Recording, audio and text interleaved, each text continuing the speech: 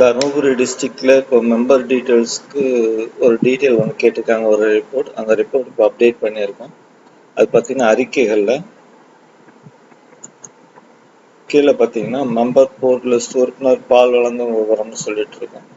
இதை கிளிக் பண்ணிங்கன்னா இந்த ரிப்போர்ட் தருமபுரி லிஸ்ட்டுக்குன்னு சொல்லிட்டு இங்கே கீழே தனியாகவே கொடுத்துருக்கோம். அந்த தருமபுரி லிஸ்ட்டுங்கிறத கிளிக் பண்ணிட்டு வியூ கொடுங்க.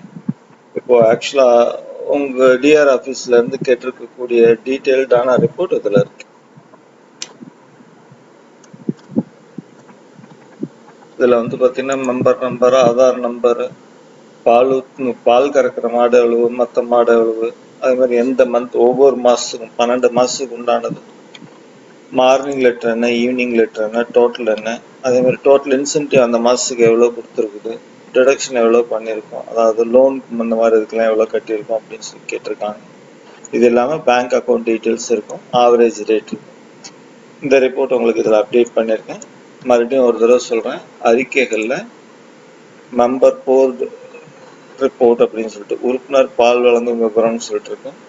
இதை கிளிக் பண்ணிங்கன்னா ஆட்டோமேட்டிக்காக இங்கே கீழே பார்த்தீங்கன்னா தருமபுரி லிஸ்ட் இருக்கு. இந்த தருமபுரி லிஸ்ட் கொடுத்துட்டு வியூ கொடுத்தீங்கன்னா உங்களுக்கு தேவையான ரிப்போர்ட் ஓப்பன் ஆகும். தேங்க்யூ.